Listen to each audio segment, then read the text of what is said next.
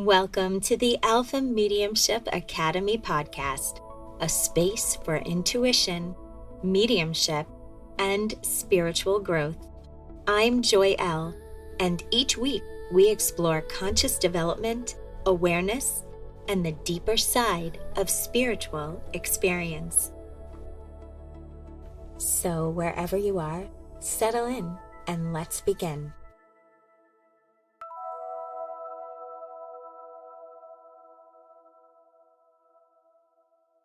Before anything begins, I want you to understand what kind of space this actually is.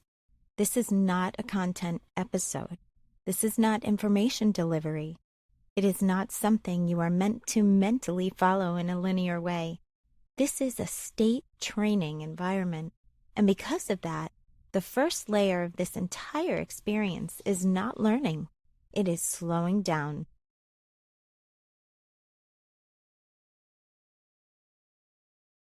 Now, I want you to notice something very simple.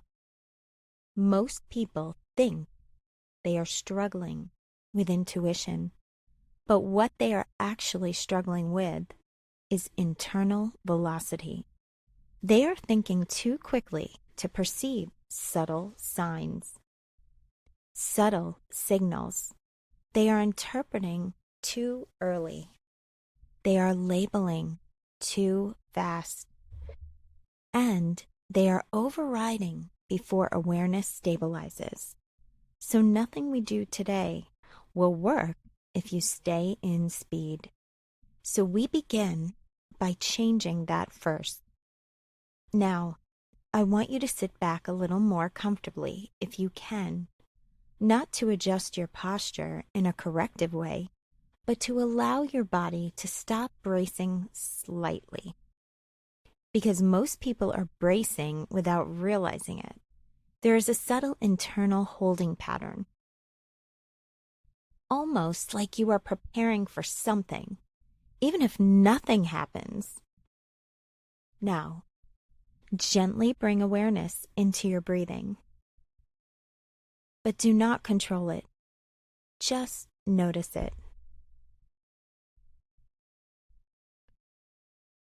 Notice that it is happening without effort. You are not creating it. You are not managing it. It is occurring on its own. That is already your first lesson in intuition. Something in you is already operating without conscious control. Now, slowly inhale through your nose. And exhale a little longer than you feel necessary. Not dramatically, just slightly extended. Again, inhale and exhale. Good. Now, I want you to notice something subtle. There may be a small reduction in internal noise, not silence, not emptiness. Just a slight softening of urgency. That is enough. You do not need more than that. Now, here is where most people make a mistake in spiritual or intuitive development work. They try to reach a state. They try to enter clarity. They try to elevate perception, but intuition is not accessed through upward effort. It is accessed through downward settling into the body, into simplicity, into pre-interpretation awareness. So right now, I do not want you trying to understand anything. If understanding happens, fine, but you are not reaching for it. You are simply allowing experience to unfold without interference. Most of the time, you are not hearing intuition because you are already one layer above it in thought. We are going beneath that layer today, slowly, without force, without pressure, without trying to get it right.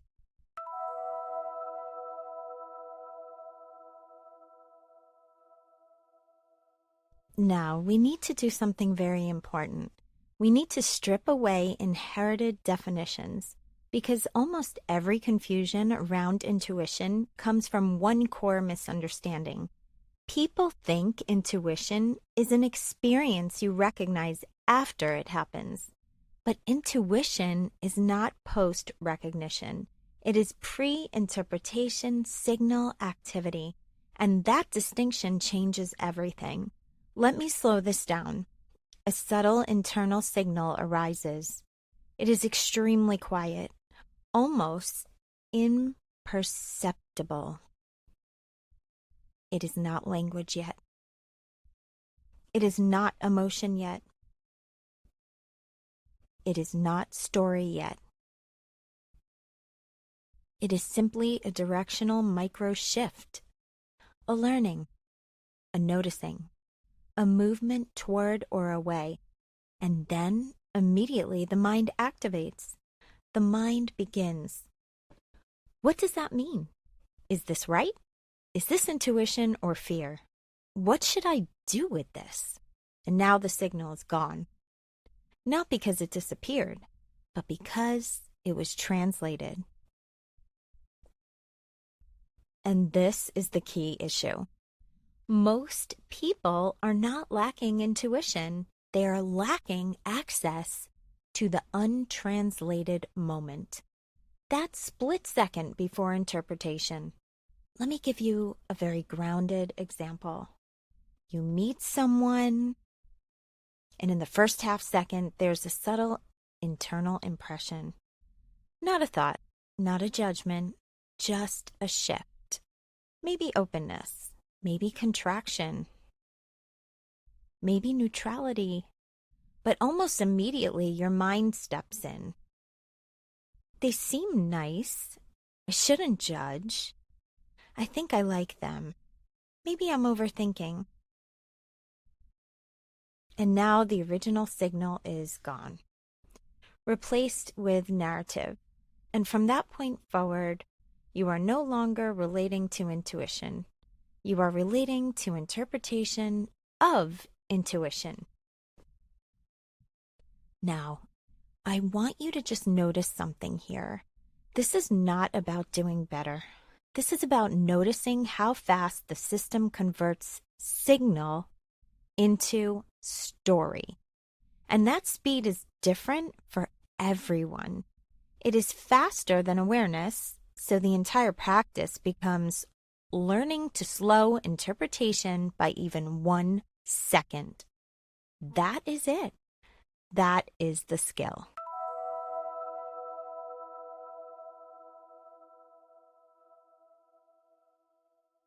Now we begin mapping internal experience properly, because without mapping, everything feels like intuition, and that is where confusion lives. There are 3 distinct internal systems operating at all times, and the goal is not to remove any of them. The goal is to recognize them clearly enough that they stop blending.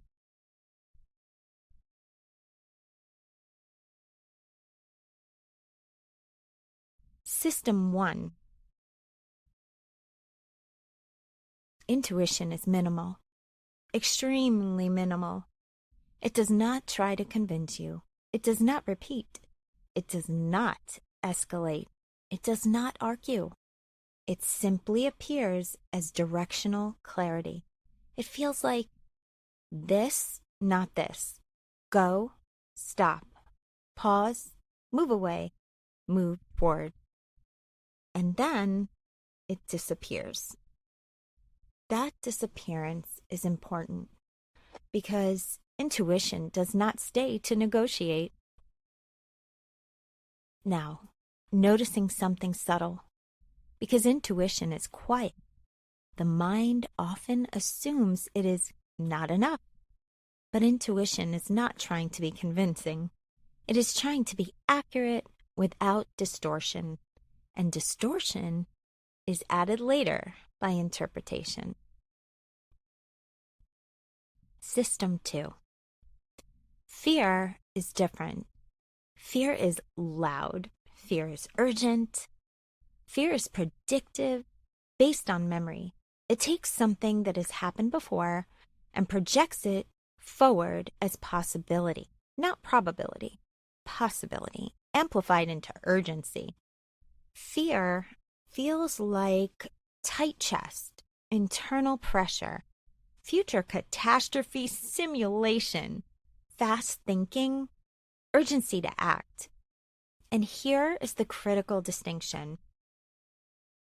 Fear always pushes you toward immediate resolution, even when there is no real-time threat.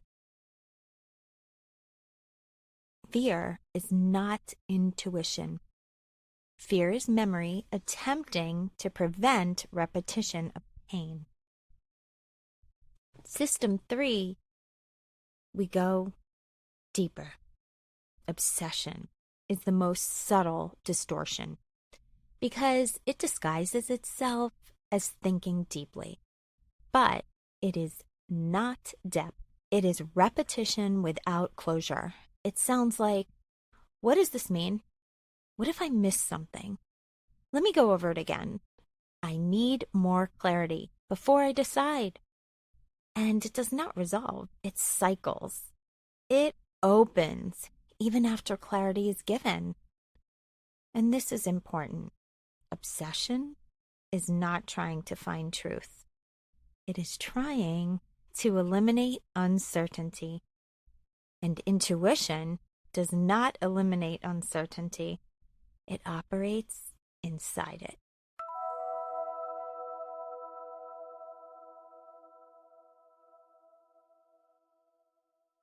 Now we continue, and I want you to notice something very important as we move forward. You may already be starting to observe yourself differently. You may be noticing thoughts not as truth, but as movement. You may be noticing sensations not as meaning, but as signal activity.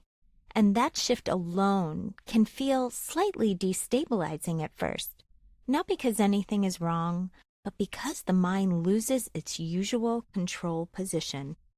So again, we slow down.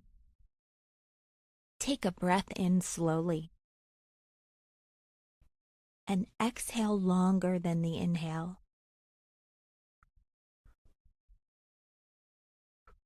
Good. Now, I want you to notice your body again, not as a concept, not as your body, but as direct sensation. Where is there tightness?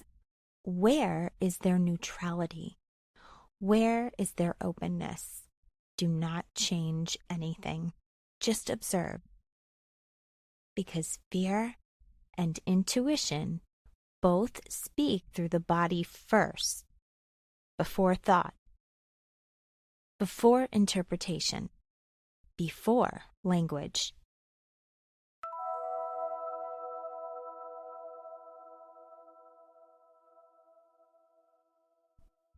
Now we go deeper into fear, and I want you to hear this clearly. Fear is not an enemy. Fear is not something to eliminate. Fear is a protective, forecasting system built from memory. It is trying to help you avoid repetition of pain, but it does not distinguish between past threat, present reality, future projection. It blends them. So, fear takes something like a past emotional experience and projects it forward as if it is happening now. And the body responds as if it is real time.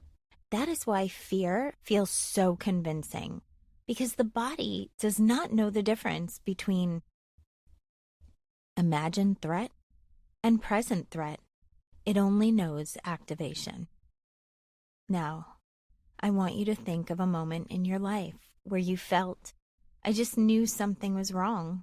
Notice how fast that knowing arrived. Notice how immediate it felt. Now, slow it down in memory and ask, was something actually happening in that moment? Or was something being projected? Most of the time, fear feels like intuition because it is fast. But speed is not accuracy. Speed is activation.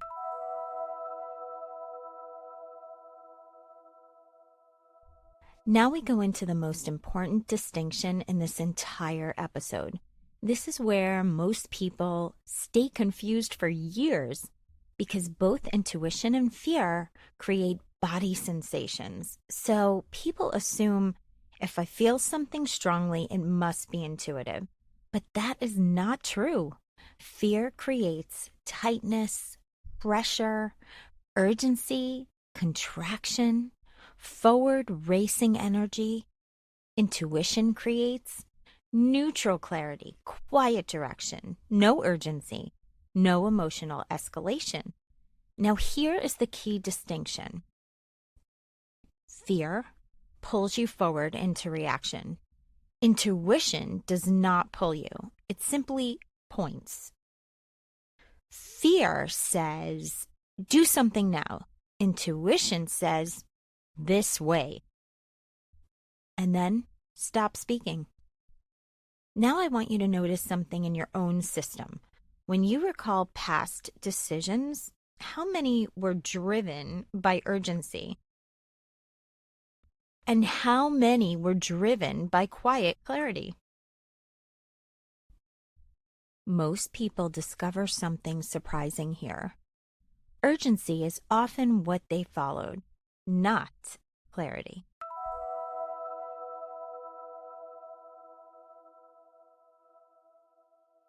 Now we enter the beginning of the spiral most people never notice.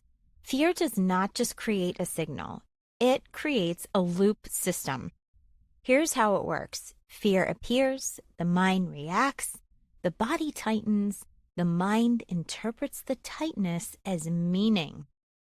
Then fear confirms itself, and the loop begins. I feel anxious, so something must be wrong. But what is actually happening is I feel activated, so my mind is generating explanation, and explanation becomes false certainty. Now, slow down again. Breathe. Because we're about to enter deeper restructuring. Now we move into obsession. And I want to be very precise here. Obsession is not curiosity. It is not depth. It is not intuition trying harder. It is unresolved cognitive tension seeking closure. It feels like thinking, but it is actually looping. It sounds like, what does this mean? Let me think about it again. I need more clarity. What if I missed something important? And notice, none of these questions end. They all reopen. Now, here's the key truth. Obsession is what happens when the nervous system cannot tolerate uncertainty. So it converts uncertainty into thinking, and thinking into looping. This is where people get trapped because obsession feels like I'm trying to understand my intuition, but what is actually happening is the system is trying to escape discomfort, not access truth. And obsession always has a signature. It feels urgent, but directionless. It feels active, but not resolving. It feels meaningful, but not clear. Now, I want you to notice something in your own experience. Think of something you've been overthinking. Now ask, has thinking about it created clarity or repetition? The answer tells you what system you are in.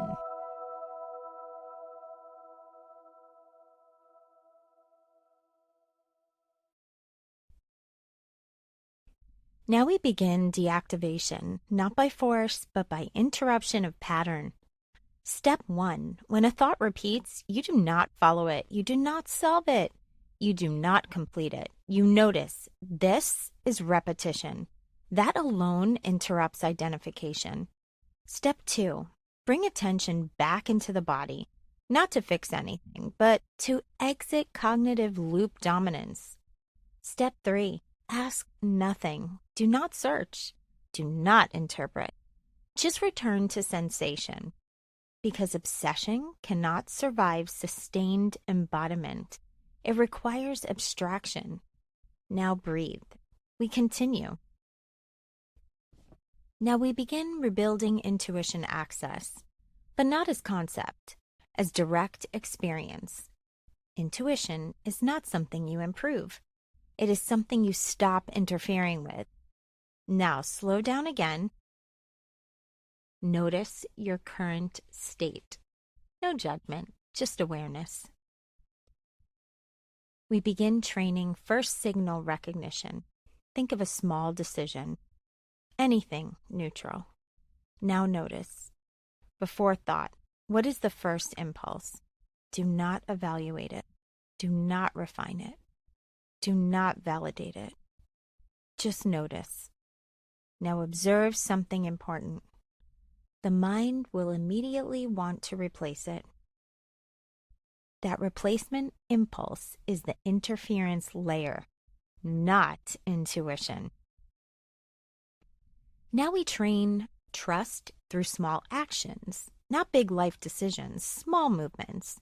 What to do next, what to respond to, what direction feels lighter, and you follow first impulse, not because it is always correct, but because it is cleaner signal access.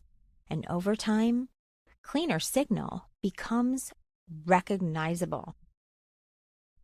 Now we stabilize everything, because insight without stabilization becomes confusion again.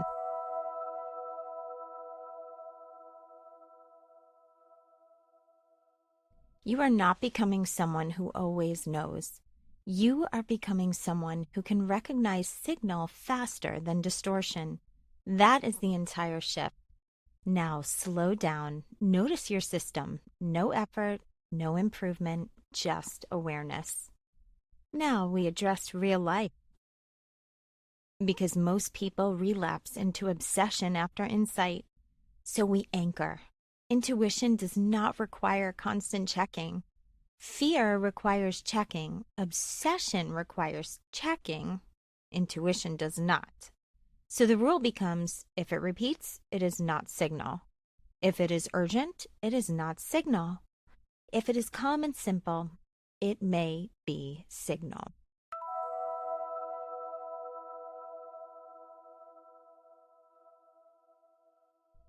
Now we close, not by ending learning, not by sealing recognition.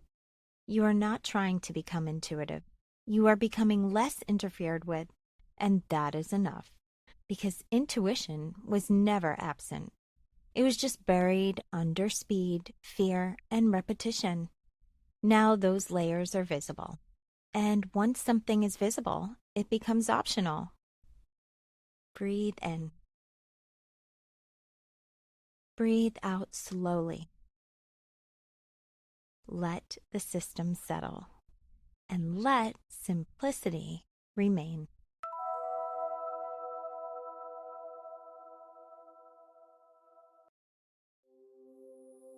Thank you for being here with me today. If this resonated with you, you can continue your development through Alpha Mediumship Academy using the link in the show notes. And if you enjoyed this conversation, make sure to follow the podcast so you don't miss future episodes. And just remember, you're probably perceiving more clearly than you think. You're just learning how to trust it. Until next time, stay aware, stay grounded, and trust yourself a little more than you did yesterday.